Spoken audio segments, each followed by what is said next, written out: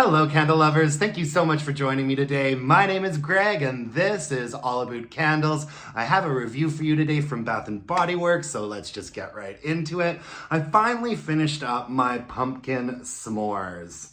I feel like this was one of the first fall candles that really kind of generated a lot of buzz.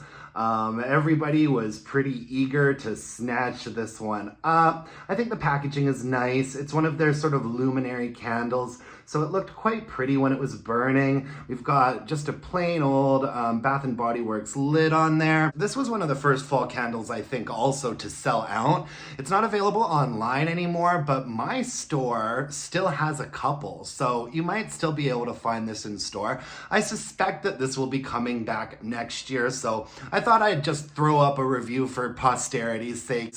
The scent notes on here are roasted marshmallow, melted chocolate, and pumpkin graham cracker.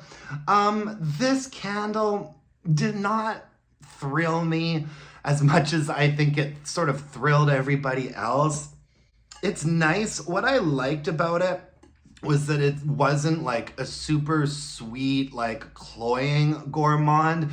For a Bath & Body Works like gourmand fall candle, this was actually a nicely nuanced and balanced, and it's a little bit lighter than most of their fall gourmands usually are. And what I pick up on the most really is probably the chocolate, vanilla, that graham cracker is in there for sure. I do wonder if there isn't like a little bit of sort of a smoky campfire note in there. I haven't heard anyone else say that they were picking up on that, but I think I'm getting just a teeny tiny bit of like a marshmallow fireside, although it could just be that they're using like the marshmallow fireside scent note to sort of give it that marshmallowy fragrance. And it was nice. I like this one. And I like the chocolate note because it's not too sweet.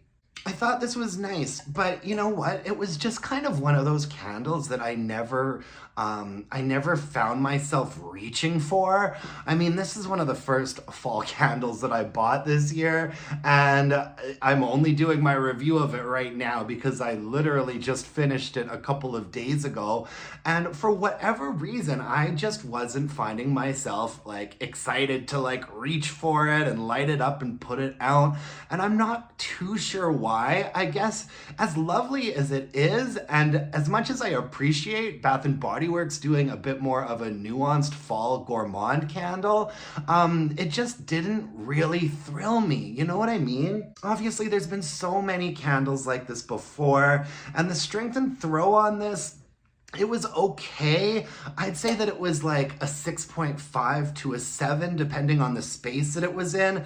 There was something for me about the fragrance itself that was just almost a little bit too light. It just didn't make me like smile. It didn't make me sit up and take notice the way that I wanted it to. I think that something in it could have stood to be a little bit stronger.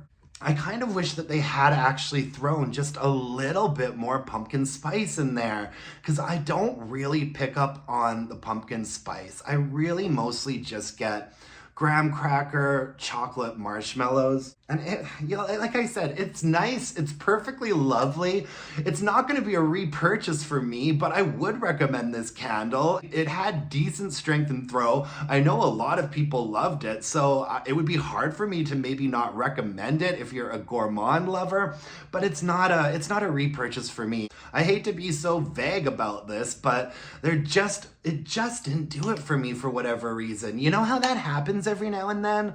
Like, in a lot of ways, it should have ticked all my boxes, but I just didn't find myself reaching for it or getting excited about it.